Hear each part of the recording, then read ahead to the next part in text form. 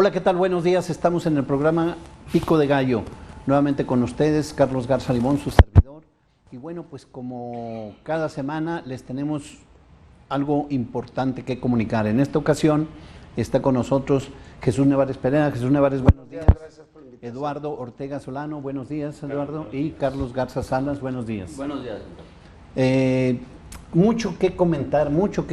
Se han generado situaciones muy importantes en el país, de tal manera que resulta necesario abordar la cuestión de pues este último tratado que se generó con los Estados Unidos, las intervenciones de Trump ahí que han estado negando que lo que se ha mostrado sea realmente el tratado y los acuerdos que se tomaron, y una serie de cosas allí que es importante que los analicemos porque es definitivamente la nota que ha estado generando mayor polémica en el país, y no solamente en el nuestro, sino en el mismo Estados Unidos, en el Senado de los Estados Unidos, en el Congreso de los Estados Unidos, y pues es importante realmente saber qué es y qué contiene el tratado con los Estados Unidos, haciendo la aclaración debida en el sentido de que por primera vez en la historia de este país,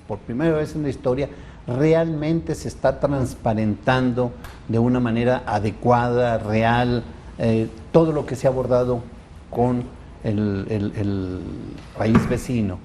En este caso Estados Unidos, porque históricamente pues ha habido tratados que no se transparentan, ni siquiera se conocen, mucho menos los contenidos. Y ejemplo, el sexenio anterior, pero bueno, ya lo veremos cómo lo van desmenuzando nuestros participantes en este foro. ¿Cuál es la opinión de ustedes respecto al tratado que se ha venido teniendo con Estados Unidos? ¿Cómo se frenó el famoso 5% que amenazaba incrementarse hasta el 25% progresivamente? ¿Qué opinan? A mí me parece que hay una reacción del pueblo mexicano. Todos tenemos, bueno, no todos, hay opiniones divididas al respecto. Mucha gente asegura que Estados Unidos puso a México de rodillas, incluido al presidente Andrés Manuel López Obrador. A mí me parece que el pensar así, que hacer esa afirmación, y lo digo con todo respeto para los que lo piensan, es una afirmación basada en el desconocimiento, es una afirmación frívola, es una afirmación que no conocen el entorno donde vive México, la relación que existe y por qué se inició este problema que realmente no es algo que empezó apenas. Esto es el resultado de una política neoliberal que empezó desde de la Madrid, el cual nos generó una dependencia económica, una dependencia energética, una dependencia en muchas cosas con el país vecino.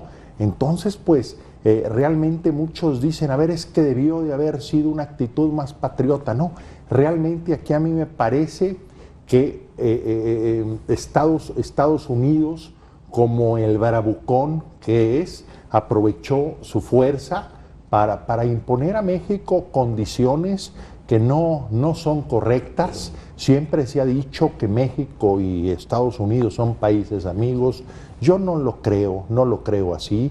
Sí veo que una parte importante de los mexicanos tienen una vocación pro-yanqui y bueno, pues es el resultado. Aquí me parece, por otro lado, que no hay que olvidar, porque es parte de la esencia también de este problema, el proceso electoral que está por vivirse en Estados Unidos. Recordemos que la primera ocasión donde participa Donald Trump y gana el proceso, él la gana diciendo voy a construir un muro y atacando a los mexicanos. Ahora prácticamente hace lo mismo. Entonces, que no nos extrañe, y a mí me parece que Andrés Manuel López Obrador, para finalizar, hace no lo correcto ni lo correcto, hace lo más que pudo haber hecho. Bien. Bueno, pues sin duda es un tema que no es fácil de entender, de ver, de analizar. ¿Por qué? Porque este tema tiene que ver con la cadena económica productiva que se maneja en los tres países, los que conforman el Tratado de Libre Comercio. ¿Qué es básicamente esto? Bueno, pues que a las personas de los 3 países, a los negocios de los 3 países, el día que quieran tener su aguacate en la mesa, el día que necesiten armar un componente en alguna maquiladora en Estados Unidos, todo, o en México, nos llega justo a la hora, justo al día.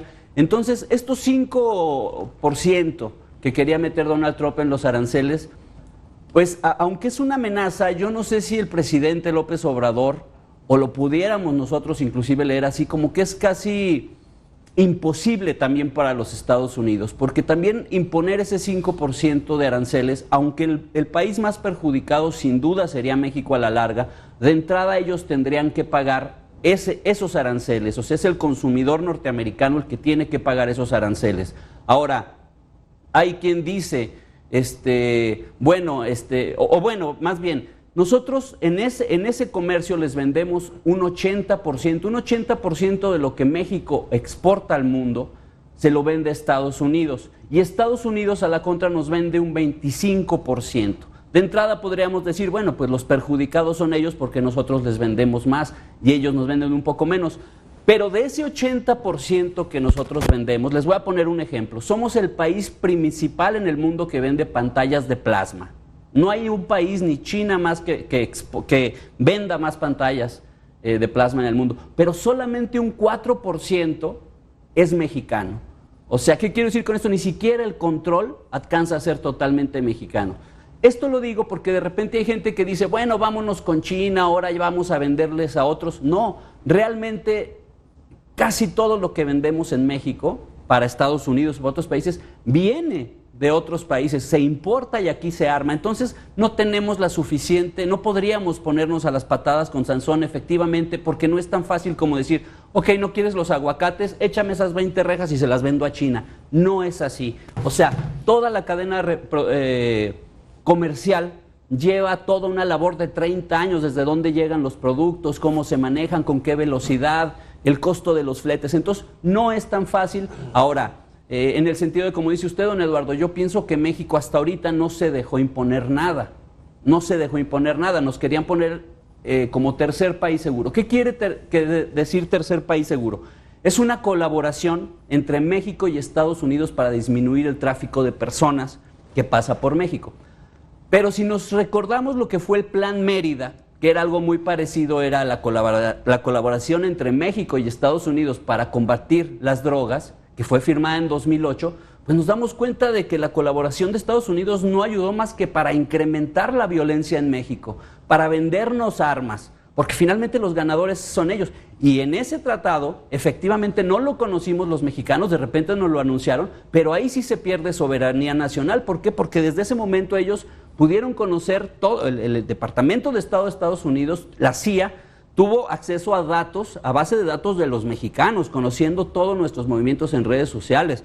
Pueden tener acceso a cualquier información legal que tengan los mexicanos. En fin, o sea, acapararon todo de una forma donde efectivamente se pierde la soberanía y nadie dice nada. Entonces, en este caso, López Obrador o Marcelo Ebrard lograron 45 días en el que se va a ver si se baja el tráfico, porque también hay que decirlo, Donald Trump prometió de su campaña bajar a los desaparecer a los migrantes, inclusive poner una barra.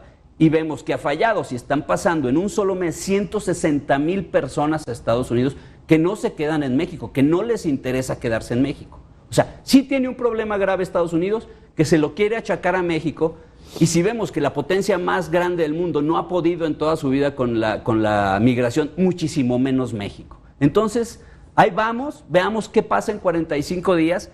Inclusive hay gente que dice, bueno, lo mejor es que hacer todo para que no gane Donald Trump. Pero aquí viene una reflexión y se las comparto. ¿Qué tan beneficioso es que vuelva a entrar lo que antes era la administración en Estados Unidos? Los Clinton, los Bush, pues finalmente eran los que nos sometían a esas tratados en los que entraba México prácticamente con una soga amarrada al cuello, y en ese sentido Donald Trump efectivamente políticamente es el ser, yo creo que en el mundo más oscuro, más negro, te rompe cualquier tratado, pero lo hace por Twitter y lo hace a la vista. Esa es una ventaja, porque los anteriores gobernantes lo hacían totalmente por debajo de la mesa y no lo hacían solamente en México. Se sabe que los Clinton, Obama inclusive deportó muchísimo más gente, sacó más gente de Estados Unidos, y entonces tendremos que ver muy bien eso, analizar qué nos conviene, esa es la balanza. Donald Trump lo está haciendo muy por encima de la mesa, y antes se hacían todos los tratados por debajo de la mesa y se imponían sin preguntar. Jesús Nevares. Bueno, yo iniciaría con una frase que me parece que dijo Octavio Paz. Estados Unidos no tiene amigos, tiene intereses. Y en cualquier tipo de negociación, pues trata de sacarle al máximo a quien contrata, a quien establece los convenios a favor de sus intereses. El presidente de Estados Unidos, Donald Trump, tiene un perfil psicológico muy interesante. Lo han tachado hasta de que está loco, pero bueno, él es un blofeador. Es decir, no trae juego, hablando de naipes, no trae juego y asusta, creyendo o hacer creer que trae muy buen juego para amedrentar a sus contrincantes. Tuvo dos armas en esta negociación, que fue la de los aranceles, asustar con los aranceles, y segundo, amedrentar con la inmigración. Fueron los dos elementos que utilizó. Pero como todos sabemos, Trump lanza una serie de balandronadas para impresionar, para tratar de debilitar a su contrincante. Me parece que no lo logró, que no pudo establecer los términos que él quería en el tratado comercial, y en este sentido México hace un esfuerzo por enfrentarse al presidente del país más poderoso del mundo, quizá el más poderoso, y sacó un acuerdo decoroso y digno. Y regresando, viendo el escenario nacional, aquí se presentan algunas vertientes. Quienes han estado desde que llegó a la presidencia de la República López Obrador, integrándose a una campaña de golpeo, en donde están a la caza de cualquier posible error para hacer todo un operativo de agresión, y fueron los primeros que, sin conocer a detalle las condiciones del tratado, salieron a señalar que había prácticamente vendido el país. Entre otros, Jorge G. Castañeda, que fue el primero que salió, y se le cayó su tesis, ya no la ha vuelto a manejar, pero como él, algunos de los comentaristas, de los analistas, de los generadores de opinión, que están muy dolidos porque antes tenían una vida de confort, tenían una vida cómoda, con el anterior modelo de la relación con el gobierno, y algunos de ellos que les hacían la vida por demás agradable a través de buenas cantidades de dinero, obviamente están muy dolidos y se unen a la agresión. Y me parece que en estas aristas está también el hecho de que Estados Unidos no dejará de ser un paraíso. Mientras que el salario sea 15 o 20 veces más alto, y mientras en los países centroamericanos y el mexicano no se garantice una vida decorosa, digna, humana para miles o millones de mexicanos, siempre estarán buscando la posibilidad de irse a Estados Unidos. Donald Trump entró con una agresividad terrible contra los indocumentados, que fue bajando poco a poco. Pero no la bajó porque él quiso, sino por una presión interna de que no pueden prescindir de ellos. No pueden prescindir de la mano de obra barata, que les sirve mucho, sobre todo pues a la gente del campo. Y entonces, en este sentido, sin caer en patrioterismos, me parece que hubo actos de provocación contra el presidente, de quererlo aventar a una confrontación casi bélica con Estados Unidos, que nosotros no tenemos condiciones para ello. Actuaron como verdaderos vulgares provocadores. Y finalmente México logra salvar la situación y ahí quedan los críticos malintencionados, se les cae y es así que a Trump, para finalizar, comparece ante los medios de comunicación y les dice, aquí traigo el documento que comprueba que hay una negociación atrás de la que dieron a conocer. Aquí lo traigo, lo saca, pero la tecnología ya es increíble. Una fotografía logra a contraluz leer el documento y no era más que lo mismo.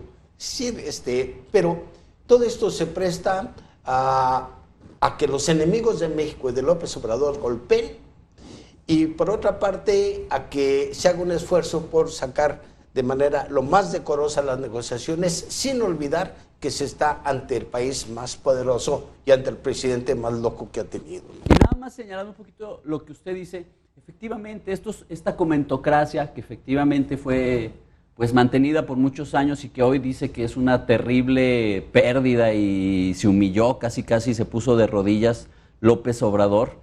Inclusive por ahí Broso dijo que para la siguiente negociación en 45 días iban a tener que llevar rodilleras, o sea, haciéndonos, o sea, el propio mexicano es lo que quiero decir, está contra López Obrador. En Estados Unidos los medios se volcaron contra Trump, y parecido como por aquí, pero ¿qué hubiera pasado si efectivamente López Obrador se le hubiera ocurrido contestar con una balandronada? Yo no me preocupo por Trump, me preocupo por la comentocracia mexicana. Te lo hubieran vuelto en un Chávez en un instante y provocador, y eso es lo que ustedes querían, y ahora sí nos metieron el 5% de arancel y nos vamos hacia abajo. Esa es una. Y otra cosa que de veras vale la pena reflexionar como mexicanos, ya más allá de todo esto, es de veras entender y ver, lo platicaba yo ayer con mi hija, cómo vivimos en realidades diferentes, cómo es posible efectivamente que pasen 160,000 personas y que para los mexicanos realmente son transparentes, o sea, no los vemos. Por ahí puedes ver en la calle una persona que te dice que es de otro país, que lo deportaron, ni siquiera va para allá. Entonces, hablar de una cantidad de 4 meses, 600,000 personas que pasen, ahora sí que un mercado de carne, ¿no? Un mercado de carne, porque lo dice el canciller, inclusive contratan niños para que les sea más fácil tramitar su visa, y allá abandonan el niño, simplemente es un requisito que les permite sacar una visa de trabajo. Entonces, sí, más allá de que Trump o no lo imponga, sí es bueno que los mexicanos recapacitemos, porque si pasan a esa cantidad de humanos, ¿qué otras cosas no pasarán, no? O sea, ya la droga, o sea, no que sea lo de menos, pero sí existe un mundo que pasa por México y que a los ciudadanos pues nos mantienen con noticias, con novelas, con el Facebook, que no vemos. Es una realidad alterna que convive con nosotros y no vemos. Y eso sin duda nos tendría que dejar una gran reflexión. Yo quiero... No quieres. Pues, yo quiero, oye, pues si no me han dejado hablar nada, no, ¿cuál quieres? No, el que quiero soy yo. No, el que quiero soy yo, espérate, y es una acotación al tema. A ver, es una acotación al tema de lo que tú estabas diciendo de Castañeda, que me parece interesante.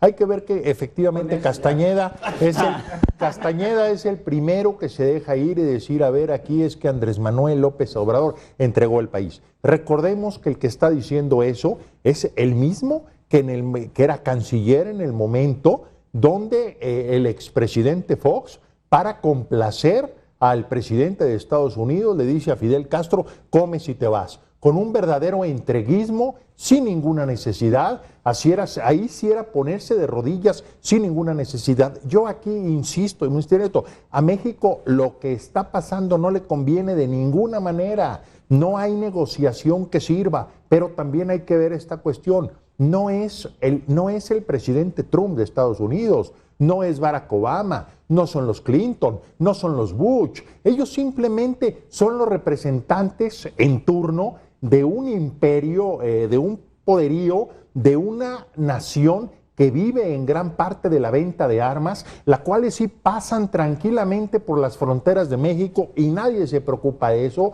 Se preocupan del paso de la droga, sí se preocupan, no porque les haga daño, no porque deje locos a los gringos, esos ya están así. Les preocupa porque no pagan impuestos. Para ellos es una fuga de capital. Entonces, cualquier negociación, por arriba de la mesa, por en medio de la mesa, por abajo de la mesa, como se haga, no le conviene a México. Es una negociación hecha con la pistola en la cabeza, que si México no accede, a ver, ¿qué le sucedió? Y recordemos hace cuánto tiempo, y sigue pagando las consecuencias. Cuba, un ejemplo, cuando dice, a ver, se me van todos, vean cómo está, o vean el mismo Chávez, el bloqueo que le provocaron a Venezuela, y aquí hayan de culpables a Fidel Castro, todo es más, aquí veamos al presidente Noriega. El presidente Noriega en Panamá no accede a la cuestión del Canaletto y lo invaden. Entonces no hay negociación, cualquier cosa no hay negociación. Hay una imposición de Estados Unidos que por la dependencia y por el armamentismo y el fascismo yanqui estamos obligados a aceptar. No, pero no lo hemos aceptado. Esa es la gran diferencia. Le estoy platicando de lo que implicó el Plan Mérida. ¿Qué es lo que quiere Andrés Manuel López? ¿Qué pasa si Andrés Manuel López Obrador en 45 días la acepta? Nos van a dar recursos, porque ellos saben que no podemos. López Obrador ha dicho, yo no quiero dinero de los Estados Unidos. Claro. Inclusive ahorita le están diciendo, bueno, para contener México no tiene, pide de la ayuda a Mérida. No. ¿Por qué? Porque eso es lo que efectivamente nos hace soberanos. Ahora, efectivamente, tiene usted toda la razón. O sea el gobierno que sea, nos hemos colocado en una posición en la que no podemos pedir mucho. Prácticamente no tenemos anticuerpos para esta guerra. O sea, no tenemos cómo defendernos. Hemos perdido el petróleo, hemos perdido todos los recursos naturales, se han privatizado y finalmente no podemos tener esa solidez. Entonces, ¿cuál es la diferencia? Que Trump lo está haciendo por arriba de la mesa, por más que haya amenazado con que tenía un papelito desde el día que Marcelo Ebrard dijo, este fue lo que se firmó, no se ha podido nadie, ni la Cámara de Diputados, que los panistas la empezaron a hacer de emoción, ni Trump con sus mentiras, a fin de cuentas todo ha quedado en lo que se firmó. Sí, pero el que se firme no quiere decir que sea bueno para México. O sea, aquí definitivamente es algo desventajoso. Se van a mandar efectivamente a la Guardia Nacional 6,000 elementos de la Guardia Nacional. Y yo comentaba, decía, a ver, eso de mil amores los gringos enviarían no 6,000, sino 12,000, 18,000. Ya están en Guatemala. Los que sean. Ya están ¿verdad? Y dicen, es que eso lo pudieran hacer. Sí, ya mandó Pompeo, fue parte de la negociación, mandar. O sea, lo que está negociando López Obrador es no me des nada a mí. O sea, esta pobreza la generaste tú con políticas que implementaste en esos países durante años. Necesitamos atacar las causas. Como nunca, y esto venía en el tratado. Y también hay que ver la celeridad de los gringos, porque al otro día Mike Pompeo, jefe de defensa de Estados Unidos, no jefe de defensa, no me acuerdo perfectamente el cargo ahorita, pero mandó gente, o sea, fueron inmediatos en irse, porque lo que pretende López Obrador es que se pongan las fronteras más allá, con un tinte de lo que se podría llamar de desarrollo, ¿verdad? Ahora veamos a qué llega esto, a qué puerto llega. Pero finalmente, don Eduardo, yo sí estoy un poquito en desacuerdo, tiene razón, a México no le conviene ningún tratado con Estados Unidos porque siempre va a estar un poco en la parte, mucho. Desde el Tratado de Libre Comercio, o sea, claro. No hay tratado donde a México le toque la peor parte. Y en el momento... En esta situación tenemos la ventaja de que no se firmó el tratado. Tenemos 45 días, a lo mejor en 45 días todo lo que estoy diciendo se viene abajo, pero también si en 5 días lograron echar para atrás esto que ya se venía, que todos los comentaristas decían que era un hecho el 5%, bueno, a lo mejor en 45 días tienen tiempo. Pues ahora yo se lo digo, yo creo que esos aranceles al que más le perjudicarían, obviamente a México, pero políticamente a Trump, porque su mismo partido dijo que no estaría de acuerdo, su mismo partido se dividió. Entonces, de ahí de entrada yo creo que es un bluff. Como dice, está blofeando. Ahora, López Obrador no lo puede descubrir y decir, estás blofeando, ¿verdad? Ni tampoco se puede poner una bravuconería, porque efectivamente al otro día es Chávez. Entonces, esto no se acaba, ahora sí que nos va a llevar un tiempo, un largo tiempo. ¿No?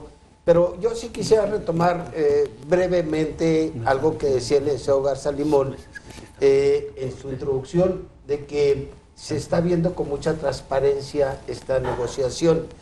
Es decir, transparencia en cuanto a que hay un abierto debate y con toda la libertad quienes lo están utilizando de arma contra el presidente y contra México, bueno, están dando su punto de vista. Hay que recordar que cuando se hace por primera vez el Tratado de Libre Comercio con Carlos Salinas de Gortari, nunca dijo las condiciones adversas que se habían firmado en contra de los campesinos de México. Nunca lo dijo. Y a partir de ahí se vino una pauperización, un empobrecimiento terrible de los campesinos que no podían competir con los agricultores de Estados Unidos. Nunca lo dijo. Ese fue un secreto que finalmente terminó por ser criminal contra los agricultores mexicanos. Si lo ha dicho, había habido otra prevención, ¿verdad? Pero no le convenía. Esa sí fue una entrega, esa sí fue una venta de la mano de obra campesina hacia Estados Unidos. Lo entregó para que tuviera condiciones económicas muy lamentables, y ahí está la gran migración de los campesinos hacia Estados Unidos y hacia las zonas urbanas por culpa de ese Tratado de Libre Comercio, en donde ahora los que están, los salvadores de la patria que están diciendo que ese Tratado de Libre Comercio fue una entrega, callaron, guardaron silencio, y son los mismos que estuvieron con Carlos Salinas de Gortari. ¿Por qué? ¿Por qué guardaban silencio? Bueno, pues porque estaban maiciados, como luego se dice, ¿no? Bueno, el tratado, lo que yo decía en un principio, o lo que empecé a decir aquí, llega el neoliberalismo, y bueno, ya con Carlos Salinas se hace este tratado, que el más perjudicado fue México. Aquí digo, es que dicen a veces que es más barato comprar la gasolina que refinarla, y se fueron con esa finta, y al final de cuentas lo más caro fue precisamente perder la independencia energética, porque ahora hacen lo que quieren. A ver, ahorita nos amenazan con eso, al rato nos van a amanecer con que no les vendemos gasolina y dependemos de eso, o no les vendemos esto otro y dependemos de ellos. O sea, hay una dependencia total que generó el neoliberalismo al hacer el Estado cada vez más pequeño, más pequeño, más pequeño, y a los que convino fue a la gente que se enriqueció. Aquí es increíble que México tenga millonarios. Carlos Slim ha sido de los hombres más ricos del mundo, muchas veces ha sido el hombre más rico del mundo, en uno de los países más pobres del mundo, y recordemos que él se catapulta, su bonanza como empresario realmente empieza cuando le venden o le regalan Telmex. México se empieza a deshacer de todas sus paraestatales y todos los aprovechan y se hacen ricos, y se pierde independencia en todo. Ahora no pueden decir, a ver, es que AMLO debió de haber hecho. No, lo que se debió haber hecho, no perder independencia ni energética, ni alimentaria, ni en muchas cosas, que es precisamente lo que hacen los gringos. O sea, a ver, aquí somos independientes en lo que sea. Pero le voy a dar un ejemplo, porque efectivamente a lo mejor la gente no entiende bien lo que es el neoliberalismo. El neoliberalismo, en pocas palabras, es que los mercados, las grandes productoras en el mundo, se manejan con reglas que ellos mismos imponen. O sea, el Estado no puede entrar. Si el precio del maíz lo ponen en Estados Unidos, bueno, en todo el mundo se hace homogéneo el precio del maíz. Los gobiernos no pueden entrar. Antes antes de esto vivíamos en una economía mixta, donde el gobierno efectivamente tenía empresas del Estado y los controlaba. Todas las paraestatales. ¿Cuál es uno que acaba de pasar? Altos Hornos de México, donde acaban de detener en España al dueño. Exactamente Hornos de México. Carlos Salinas, al entrar, se lo entregó a este personaje que lo quebró en 8 años. Altos Hornos de México, que era una de las empresas principales de México, la quebra en 8 años exactamente, y a partir de eso se lo empieza a subsidiar el Estado. Pero así hay muchas compañías. Pasó lo mismo con Slim, pero a diferencia Slim logró hacer, tiene esa... Ferrocarriles bueno, y Altos Hornos también es un emporio. Por eso le digo, eso es lo que hizo Carlos Salinas de Gortari. Quitarnos esas grandes empresas, dárselas a amigos, porque era un cuñado esta persona que ahora está en España en la cárcel. Antes vivíamos en las economías mixtas, que es lo que hace China. O sea, si ustedes saben, ahora que se interrumpió el tren en Toluca, que iban a hacer los chinos, es un gran problemón porque te estás metiendo con el Estado chino, no es con una empresa. Es un poco lo que quiere hacer López Obrador, salir de ese neoliberalismo en el que las compañías grandes nos dictan la política para que un poco empiece México. Y también un Estado muy pequeño donde el que tiene más saliva traga más pinole, independientemente de la pobreza que se genera, el Estado cada vez más chico, sin darle a la gente que realmente lo necesita. Estado oligárquico. Así es. Antes de ir a una señal de identificación, comentar solamente que la peor traición que se ha generado a México mediante tratados y acuerdos secretos ha sido la del sexenio pasado con las reformas estructurales, que ya se ha comentado hasta la saciedad, se ha comentado en todos lados, en todos los escenarios, de que son reformas estructurales que se hicieron bajo los intereses justamente de Estados Unidos para vender el gas, para regalarles el gas, regalarles el petróleo, la tecnología de comunicación, la educación, empezar a bajar salarios, empezar a aplicar una política contra los maestros represiva para que todas aquellas personas que les fueran no gratas, entre comillas, poderlos despedir con toda facilidad, no tener defensa a los trabajadores de este país. Es decir, un orden jurídico al servicio totalmente de los intereses, en este caso de Estados Unidos, sin duda alguna, quienes dictaron y escribieron, como ya ha quedado demostrado, ejemplo, en el tratado, en la reforma de los energéticos, que la elaboración de este documento aprobada por el Senado y la Cámara de Diputados fue elaborada en Estados Unidos, en el despacho de Hillary Clinton. Entonces, esa es realmente una de las más grandes traiciones. Y no solo fue para México. Es una de las más grandes traiciones que se ha generado sin que ninguno de los jilgueros hayan dicho o hayan manifestado inconformidad por lo que se generó con las reformas estructurales. Es tan grotesco, licenciado, que hubo presidentes de la República que eran empleados de la CIA. Así es. Como Luis Echeverría Álvarez y otros presidentes eran empleados de un gobierno extranjero. Y la información llega hasta esos presidentes. Qué pena, ¿no? Qué pena. Totalmente. No.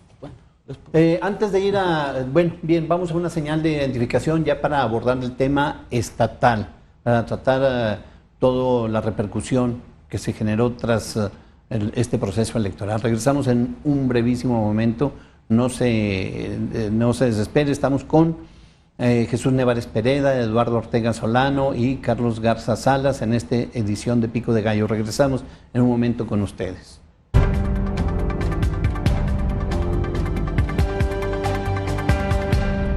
Continuamos con este espacio de Pico de Gallo. Recuerden, estamos con Carlos Garza Salas, Eduardo Ortega Solano y Jesús Nevares Pereda y vamos a analizar el entorno local de una manera inmediata y muy rápida. Una introducción rápida. Bueno, pues el proceso electoral se generó en las condiciones en que ya conocemos. Hubo resultados inesperados para algunos, para otros muy conocidos, medidos, que se han dado por ahí, declaraciones sorprendentes que no deja de llamar la atención del doctor Enríquez en el sentido de que se le verá en la boleta del 2022, lo que se ha estado afirmando por parte de algunos actores políticos en el sentido de que tiene una quiebra el municipio, de que no tiene recursos, en fin. ¿Qué es lo que opinan ustedes respecto a esto?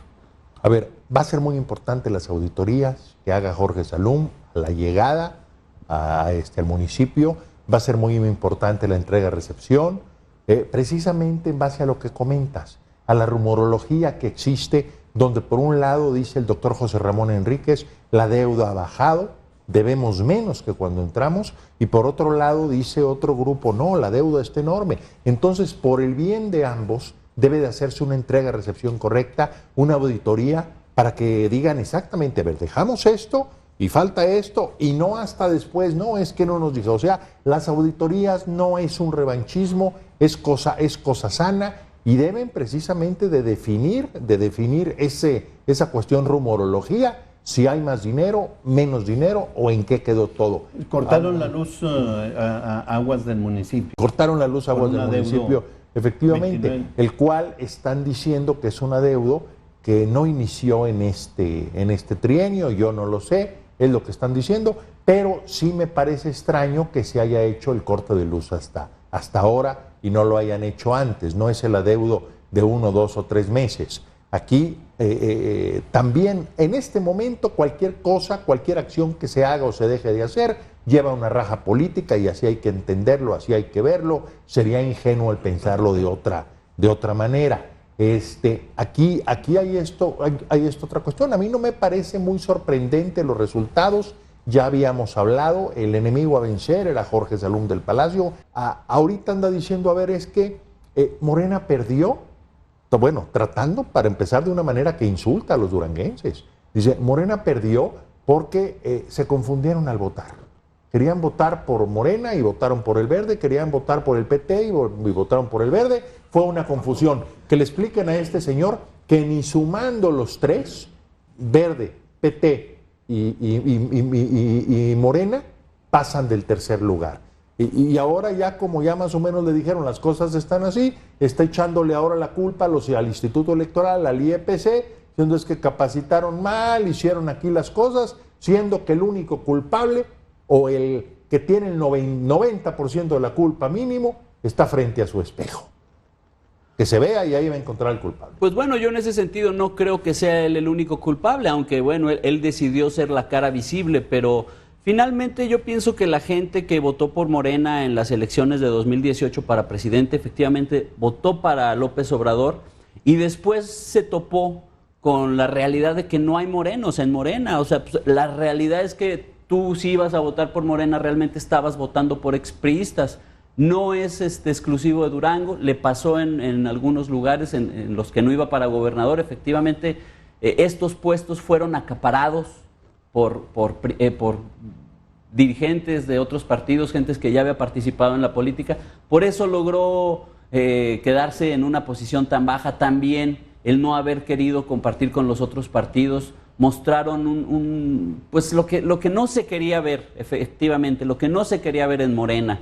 No te puedes afiliar a Morena, no invitan al ciudadano a unirse. Creo que ahí siguen los mismos pensando que van a tener otros resultados y va a ser difícil. En cuanto a lo de Jorge Salum, bueno, pues puede ser alentador efectivamente tener una presidencia municipal del mismo partido del gobierno y en este sentido que puedan coadyuvar más, porque no es para nadie un secreto que Durango pues está pasando una situación difícil en muchos sentidos. Sí, cuando los presidentes municipales tenían relevos de sus mismos partidos, el relevo callaba lo que encontraba, guardaba silencio, era una complicidad ahí, porque eran del mismo partido los que entraban y los que salían. Hoy me parece que en función de esta nueva exigencia ciudadana que es la transparencia, se debe de clarificar cuál es la condición económica del municipio. Esto incluso le puede dar fortaleza al mismo Enríquez para participar en un próximo proceso electoral si todas las cosas están bien.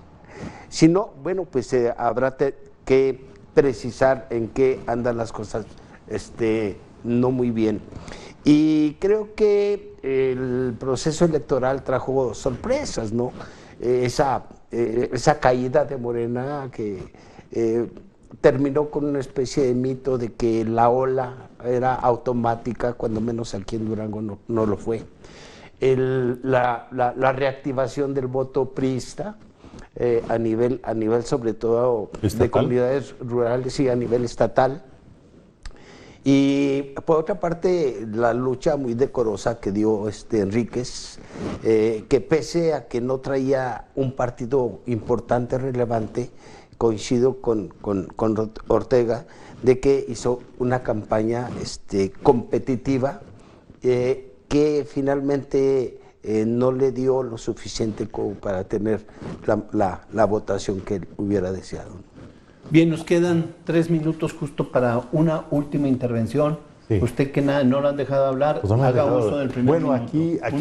aquí es importante precisar que también el triunfo de Jorge Salum en parte se debe a que a la ciudadanía no le gusta ver a un gobierno por un lado y otro por otro, como se vio como se está viendo en este trienio, donde el gobierno estatal y el gobierno municipal tienen diferencias muy grandes que han entorpecido la obra en la capital, han entorpecido el progreso. Aquí la gente votó por ver trabajar en equipo al gobernador y al presidente municipal. Y yo considero que también, entre otras cosas, algo que no se ha dicho, este triunfo de Jorge Salum también pudiera verse como un refrendo a la administración de José Rosa Saizpuro. También decir, bueno, está bien, adelante. O sea, confirmamos, refrendamos ese voto ahora en la mano de Jorge Salum del Palacio.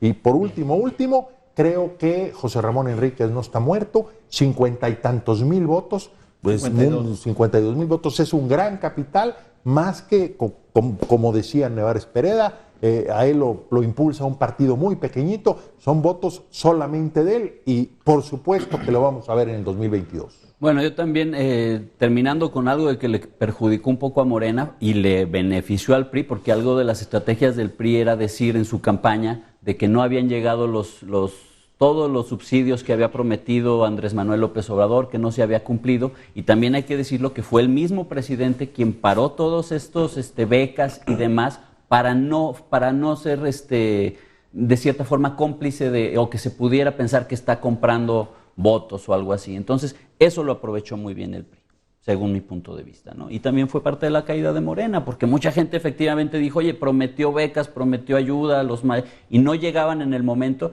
y efectivamente acabándose las elecciones, pues empezaron a llegar estos recursos. Jesús Nevares Pereda. Sí, yo como último vería que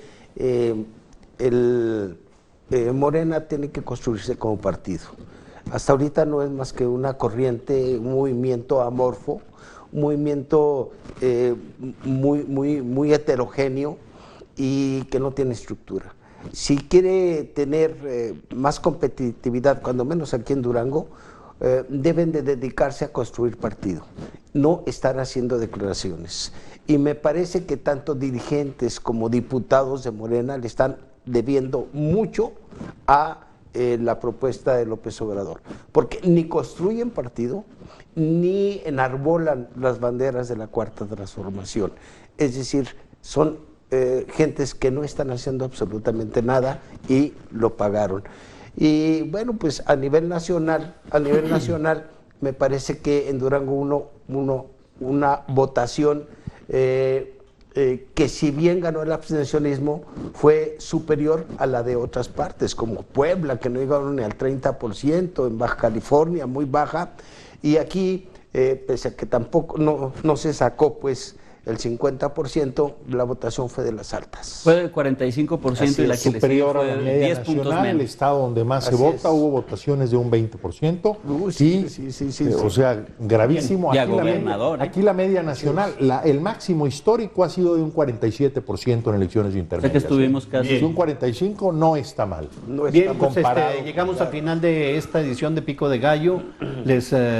Una última reflexión para comentar de que Morena fueron los mismos dirigentes y representantes de Morena quienes empantanaron, entorpecieron todo con los diversos recursos que estuvieron metiendo en los diversos órganos electorales en sus diferentes niveles. Estuvieron acudiendo, esto impedía de que pudieran realmente arrancar las campañas mientras hubiese litigio sobre quién debería de representar a Morena. Esto incluso debo decir que todavía faltando escasos 8 días para concluir el proceso electoral, todavía metieron un último recurso de inconformidad porque los que estaban no eran los que deseaban. Afortunadamente en la vida real ya no le hicieron caso las autoridades electorales, no le hicieron caso a los últimos 8 días, sino nunca hubieran arrancado.